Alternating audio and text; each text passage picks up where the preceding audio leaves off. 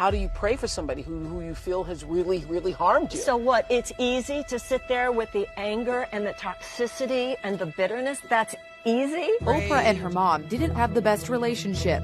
She left little Oprah behind in Mississippi when she moved to Milwaukee. You have in your own mind what a mother should be and what you wanted your mother to be.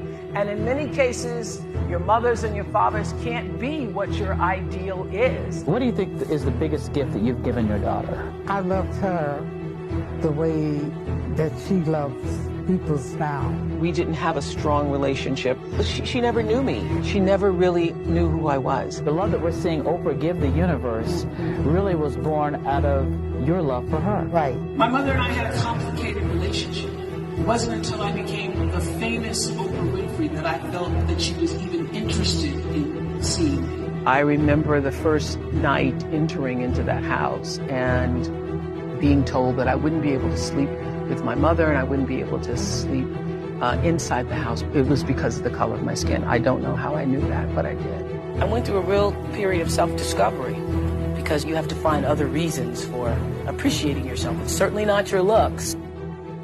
My grandmother was a maid. That's all she ever knew.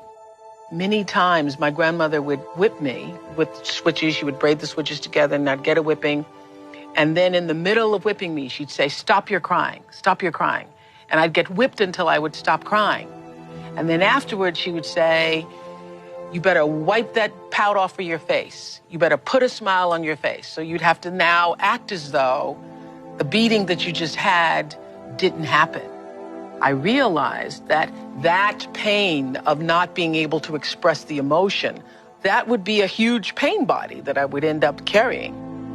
When I was separated from my grandmother and sent to live with my mother at 6 years old, I suddenly land in a place that's completely foreign to me.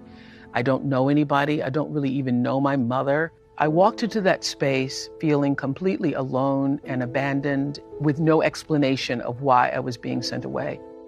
I remember the first night entering into that house and being told that I wouldn't be able to sleep with my mother and I wouldn't be able to sleep inside the house, but there was a little foyer porch before you actually got inside the house.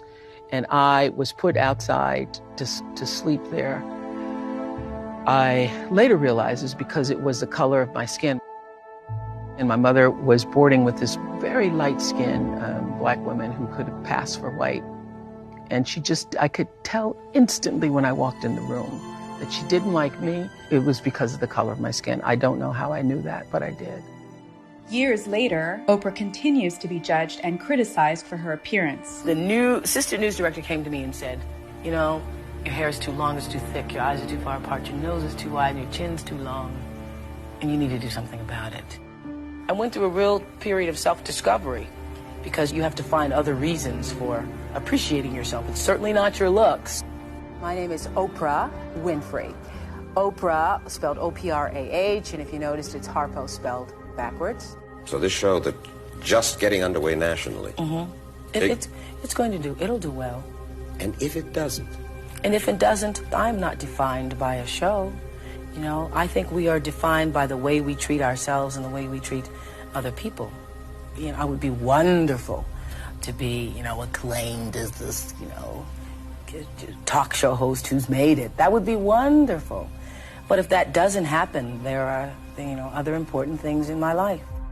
The moment I did that talk show, I felt like, oh, I can be myself. I felt like this is what I'm supposed to do. And that was August 14th, 1978. And that was the beginning of fulfilling the calling. My mother and I had a complicated relationship. It wasn't until I became the famous Oprah Winfrey that I felt that she was even interested in seeing me. I knew Oprah was going to be something. What do you think is the biggest gift that you've given your daughter? I loved her the way that she loves people now. My mother, she never knew me on this side. She never really knew who I was. And I realized that I was the kind of child who was always searching for love and affection and attention and somebody to look at me and say, yes, you are worthy. Oprah and her mom didn't have the best relationship. Years later, we're shocked to learn that Oprah had a half-sister, Patricia Lee, whose existence had been kept secret from Oprah. Why didn't you want to own up to it? Well, because I thought it was a terrible thing for me to do, that I had done, gave up my daughter. You have in your own mind what a mother should be and what you wanted your mother to be. And in many cases, your mothers and your fathers can't be what your ideal is. Isn't that correct? Yes, because they were broken when you got them. There are people amongst us like you and like me and many people in this room who are voluminous. We are 10-gallon people. But we may have been born into families of people who have pint capacities. When you are a 10-gallon person and you want love, you want it on a 10-gallon level. But a pint person, they could be giving you all that they have, sincerely giving you everything, but it doesn't fill you up because you're bigger than that. But you must realize some people, that's all they got. 5 years later, Oprah is forced to confront her mother. My mother was dying. I got a call from my sister that she thought it was the end. So I hopped on a plane and I surprised my mother. And she's like sitting in this little room. It's like 80 degrees and she just watches TV all day. I sat with my mother and I said, I don't know if you're going to make it. Do you think you're going to make it? And she said, I don't think I am. And I had a conversation with her about what that felt like. I started telling all the people who cared about her, if you want to say goodbye, you should come and say goodbye. And then I left, and I left knowing that that was going to be the last time.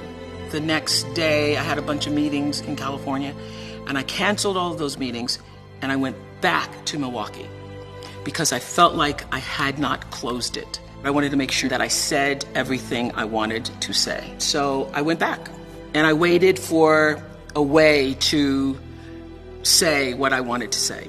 And I was praying for a way in, and I just walked in with my iPhone, and something said, voice said, play some music. So I started playing some music, and I could see that it opened her a little bit, because my mother's been a very closed down person. And I could see that the music gave me an opening to say what I needed to say. And what I said was, thank you. As a young girl, having a baby, no education, 17, you get pregnant with this baby. Lots of people would have told you to give that baby away. And you didn't do that.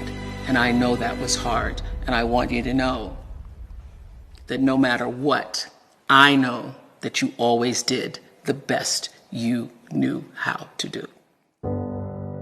I thank you for being the mother that you knew how to be, even though many times it wasn't what I thought I needed. And I want you to know I bless you and I give you peace, and I want you to go in peace and to know I love you. I would say to anybody, say the things that you need to say while the people are still alive, so that you are not one of those people living with regret about what you should have said. Forgiveness is giving up the hope that the past could be any different. You think forgiving means accepting what has happened to you. Well, it is accepting that it has happened to you. Not accepting that it was okay for it to happen. It is accepting that it has happened. When I got that, I think it took me to the next level of being a better person, because I don't hold grudges for anything or any situation, and neither should you. It's letting go so that the past does not hold you prisoner. Forgiveness is like medicine that can heal your pain, it can bring you peace, and ultimately, this is what we want for all of you, to be free. To be free. If I had held on to all the things that happened to me in my childhood and in my life, I wouldn't be standing here today. We were taught to think that it is powerful to hold people hostage with what they did wrong, that that's your power, that's how you get back. No, I didn't forget it, and I'm strong, and I'm tough. But it takes more strength to forgive than it does to be vengeful and angry.